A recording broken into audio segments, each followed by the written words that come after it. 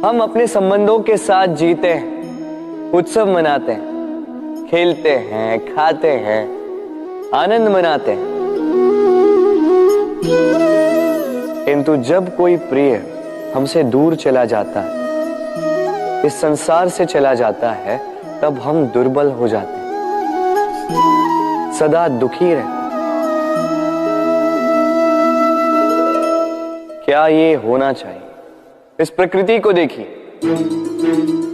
वृक्ष पत्तों के झड़ने से शोक नहीं मनाता, वो नए पत्तों के आने का स्वागत करता है। कल आप भी किसी के स्थान पे आए थे और कल आपके स्थान पे भी कोई और अवश्य आए, क्योंकि ये परिवर्तन है, ये इस प्रकृति का नियम है। इसमें शोक कैसे? जो छूटा उसका शोक मनाने के स्थान पर जो मिलेगा या जो आपके पास है उसका आनंद उठाइए। राधे राधे। व्यक्ति किसी और वस्तु या भाव से परिचित हो ना हो, भय और भविष्य दोनों ही व्यक्ति के मन में सदैव रहते हैं, जिनका अस्तित्व व्यक्ति के अस्तित्व पे भारी रहता है। विचित्र है ना? वह वो है जिसे आप नहीं जानते, जो अनजान है, और इसी कारण आपको भय लगता है कि ना जाने क्या होगा। भविष्य वो है जो अब तक घटा ही नहीं, तो जो घटा ही नहीं उसके विषय में चिंता क्यों? आपके हाथ में है वर्तमान। वर्तमान के कर्म सत्य मन से कीजिए और सोचिए ये कि अपने कर्मों को और कितनी श्रेष्ठता से किया जा सकता है। इसलिए आप विश्वास कीजिए, यदि वर्तमान के कर्मों को आप सत्य मन से करोगे तो भय स्वयं ही निकल जाएगा और भविष्य का फल अवश्य ही मीठा होगा। इसलिए भय और भविष्य से डरना छोड़ दीजिए, इस वर्तमान को जी। हम सबको कभी न कभी तो क्रोध आता ही और आएगा भी। मनुष्य इन्हीं भावों से हम जुड़े, किंतु ये क्रोध क्यों आता है? कभी सोचा है आप? ये क्रोध तब आता है जब हमारे मन के अनुसार कुछ ना हो, जैसे कभी कोई हमारी बात ना माने या कभी हमें पराजय प्राप्त हो जाए। किंतु इन सारी परिस्थितियों में आधार एक ही है कि कहीं ना कहीं किसी न किसी स्थान पे हम दुर्बल हैं। क्रोध जन्म लेता है हमारी दुर्बलता से और फिर वो हमारी सबसे बड़ी दुर्बलता बन जाता है। यदि क्रोध को वश में ना रखा जाए तो भ्रम जन्म लेता है। यदि भ्रम को वश में न रखा जाए तो विवेक व्याग्र होने लगता है और यदि व्याग्रता को वश में न किया जाए तो व्यक्ति का तर्क ही नष्ट हो जाता है। सोचने समझने की शक्ति शून्य हो जाती है और फिर उस व्यक्ति का पतन हो जाता है। इसलिए अपने क्रोध पर वश रखें और अपने मन को शांत होने के लिए करें। राधे राधे। अक्सर आपके बड़े बूढ़ों ने आपसे कहा होगा कि ये संसार दुख का मूल है और ईश्वर भक्ति उस दोष से दूर जाने का मार्ग है। किंतु सोचिए, यदि ये संसार दुख का सागर होता तो क्या नियति आपको यहां पर जन्म लेने देती? क्या ईश्वर यहां पर अवतार लेते? जब समस्याओं पर हमारा वश नहीं चलता, हम आरोप लगाते हैं इस संसार पर, यहाँ के लोगों को। सोचते हैं कि काश मैं यहां पे आया ही ना हो।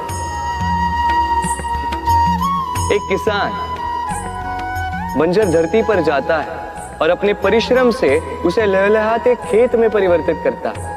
एक दर्जी जिसके पास एक सामान्य सा वस्त्र आता है, अपने परिश्रम से उसे एक सुंदर वेश में परिवर्तित कर देता है। आप भी परिश्रम कीजिए। ये महत्वपूर्ण नहीं है कि आप किस संसार में आए, ये महत्वपूर्ण नहीं है कि आप यहाँ कैसे आए। यदि कुछ महत्वपूर्ण है तो वो ये है कि जब आप गए तब आप इस संसार को कैसा छोड़कर गए। तो ये सोचकर जिए कि जो किसी के लिए नरक है उसे किसी का स्वर्ग बना के निकलोगे तो आपका जीवन और आपका संसार दोनों धन्य हो जाएंगे। राधे राधे। प्रबंध करती है, फिर वो मीठे का प्रबंध करती है, फिर वो आंच पर इसे देर तक पकने देती है ना सरल?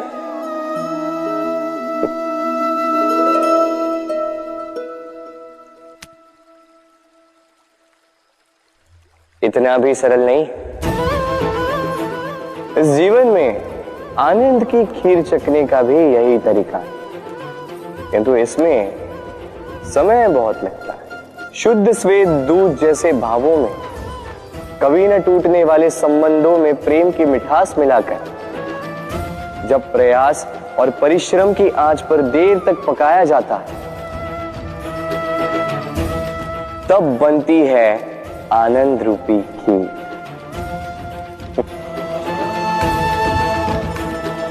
तो स्मरण रखिए, शुद्धता भावों की, मिठास प्रेम की और प्रयास आत्मा की, इन तीनों को मिलाओगे तब भी जीवन में आनंद पाओगे।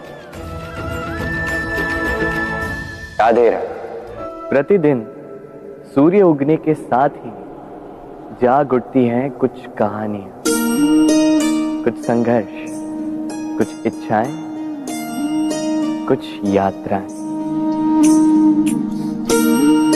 पर सभी कहानियां संपन्न नहीं होती, सभी संघर्ष जीते नहीं जाते, सभी इच्छाएं प्राप्त नहीं होती और कुछ यात्राएं रह जाती हैं अधूरी। क्यों? अब आप में से कुछ कहेंगे प्रयास अधूरा रहा, कुछ मानेंगे निश्चय दृढ़ नहीं था, कुछ क्रोध करेंगे, तो कुछ इस असफलता का बोझ अपने भाग्य के कांधों पे डाल देंगे। परंतु इस सब का कारण केवल एक तत्व की कमी है 2.5 अक्षर की। कमी है प्रेम। प्रेम जो न शास्त्रों की परिभाषा में मिलेगा, न शस्त्रों के बल, न पाताल की गहराइयों में, न आकाश के तारों। तो ये प्रेम है कहाँ? कैसे पाया जाता है इसे? क्या है मार्ग प्रेम को पाने का? प्रयास रहेगा आपको यही समझाने का। तो आई भागी बनिए इस यात्रा की, साक्षी बनिए प्रेम की इस भाव विभोर कर देने वाली महागाथा की, जो अलौकिक होकर भी इसी लोक में रची गई। और इस यात्रा के लिए आपको ना कोई शुल्क लगेगा, ना ही कोई परिचय पत्र। बस एक बार मन से बोलना होगा, राधे राधे राधे राधे राधे राधे राधे राधे। मनुष्य जब जन्म लेता है और मनुष्य जब इस संसार को छोड़कर जाता है, इसके मध्य का काल जीवन कहलाता है। और इस जीवन में संघर्ष तो करना ही पड़ता है, कभी शिक्षा के लिए, कभी काम के लिए, कभी वास्तविक युद्ध करना पड़ता है। किंतु इस संघर्ष का सामना करने के लिए प्रकृति ने हमें एक और गुण भी भेजा, प्रयास। कभी किसी छोटे बालक को देखा, न कुछ बोल पाता है, ना कुछ समझ पाता, किंतु अपने घुटनों के बल पर समस्त आंगन नापने का प्रयास करता, खड़ा होता, गिरता, फिर खड़ा होता, और अंततः वो चलना सीख ही जाता, क्योंकि वो अपने मन से नहीं हार। जीवन में युद्ध क्षेत्र कई आएंगे, कभी कभी हार का सामना भी करना होगा, किंतु हारता केवल वो है जो मन से हार जाता है। इसलिए कहते हैं युद्ध रणभूमि से पहले मन भूमि में लड़े जाते हैं। मैदान में हारने वालों को कई अवसर मिलते हैं, किंतु मन से हारने वालों को नहीं। राधे राधे। जब से मनुष्य का जन्म हुआ है जान पहचान का। और आज के युग में तो व्यक्ति का मूल्यांकन ही इस बात से किया जाता है कि इसकी पहचान किससे है, इसकी पहचान कहां तक है। क्यों? आपके आसपास भी ऐसे कई लोग होंगे जो पहचान की बल पर आपका काम बना लेते हैं। ऐसे कई लोग होंगे जो पहचान से काम पा लेंगे, धन अर्जित कर लेंगे, किंतु आप तनिक सोचिए, क्या ये ठीक है? पहचान से मिला काम आपके साथ तब तक रहेगा जब तक आपके उनसे मधुर संबंध हों। संबंधों में खटास आई और काम निकल गया हाथ से। तो अब क्या किया जाए? इसका उत्तर है काम। अपना काम पूरे मन से करो, अपना काम निश्चय से करो, क्योंकि पहचान से मिला काम अधिक समय तक नहीं टिकेगा, किंतु काम से मिली पहचान युगों युगों तक टिकेगी। राधे राधे।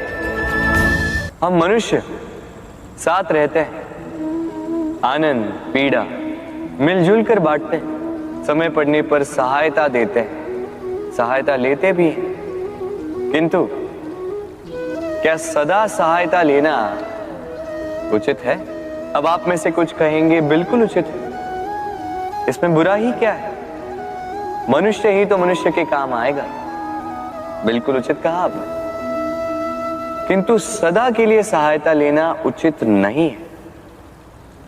कारण, यदि बात बात पर सहायता लेने का अभ्यास हो गया तो आप स्वयं दुर्बल होते जाएंगे। स्वयं का एक मार्ग बनाना छोड़ आप बात बात पर दूसरों से सहायता मांगो। दूसरी बात, सहायता के साथ जुड़ा आता है उपकार का भार। तो जिससे सहायता ली है उसके समक्ष झुककर रहना होगा। इसीलिए संकट में भी सोच विचार करके सहायता लें, क्योंकि संकट तो कुछ दिनों पश्चात निकल जाए, किंतु उस उपकार के ऋण का भार जीवन भर आप पर रहे।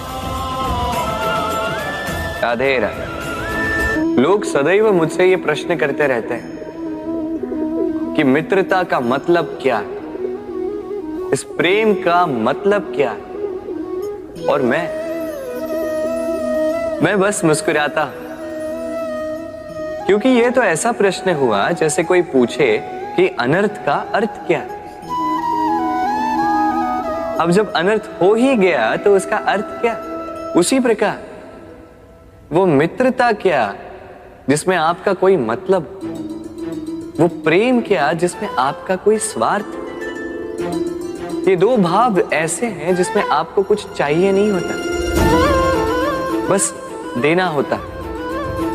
आपका समय, आपकी भावनाएं, आपका सुख कुछ मांगने के लिए करोगे तो वो मित्रता कैसे? कुछ पाने के लिए करोगे तो वो प्रेम कैसे? वैसे भी देखा जाए तो जो प्रेम करते हैं उन्हें कुछ पाने की आवश्यकता ही नहीं, और जिसके पास 2.5 अक्षर वाला ये प्रेम शब्द हो उसके पास तो इस संसार का सबसे बड़ा कोश है। तो आप इस कोश को बढ़ाइए और मेरे साथ कहिए राधे राधे। हमारे पास अक्सर बहुत लोग आते हैं, कुछ को हम समय देते हैं, कुछ का हम तिरस्कार करते हैं, किंतु तिरस्कार कभी नहीं करना चाहिए। किसी व्यक्ति के आपके पास आने के 3 मुख्य कारण होते हैं: भाव, अभाव और प्रभाव। यदि कोई आपके पास प्रेम भाव से आए तो उसे प्रेम दे, सम्मान दे। यदि कोई आपके पास अभाव में आए तो उसकी आवश्यकता समझे और जितना हो सके स्वयं से उसकी सहायता करे। और यदि कोई आपके पास प्रभाव के कारण आए तो भी उसे समुचित सम्मान दे। स्वयं को भाग्यशाली समझे कि कोई आपके प्रभाव में है, किंतु तिरस्कार। किंतु कभी कभी हम भूल जाते हैं कि स्मृति हमारी है, तो इसमें हमें क्या सहेजना है और क्या मिटा देना है, ये हम पर निर्भर करता है। इस जीवन में क्या सहेजना चाहिए? सुख, आनंद के क्षण, वो क्षण जहां किसी ने हम पर उपकार किया, वो क्षण जहां किसी ने अपनी मित्रता निभाई, वो क्षण जहां हमने किसी को सुख दिया। और हम क्या स्मरण रखते हैं? अपने दुख, पीड़ाएं। वो क्षण जहां किसी ने हमारे साथ कुछ बुरा किया, वो क्षण जहां किसी ने शत्रुता निभाई। और फिर यही स्मृतियां हमें प्रेरित करती है प्रतिकार के लिए। इसलिए हमें क्या भूलना है और हमें क्या स्मरण रखना है, ये हम पर निर्भर करता है। इस जीवन में सब कुछ भूल जाइए, किंतु ये अवश्य स्मरण रखिएगा, भूलने वाली बातें याद है, इसीलिए विवाद। तो प्रेम से बोलो राधे राधे। अक्सर आपने आपके माता पिता, आपके हितैषी, आपके शुभ चिंतकों के मुंह से यह सुना होगा, इसे कुदृष्टि लग गई है, इसकी कुदृष्टि उतारो, ये मत करो नहीं तो कुदृष्टि लग जाएगी, ऐसा श्रृंगार ना करो, वो मत पहनो नहीं तो कुदृष्टि लग जाएगी। और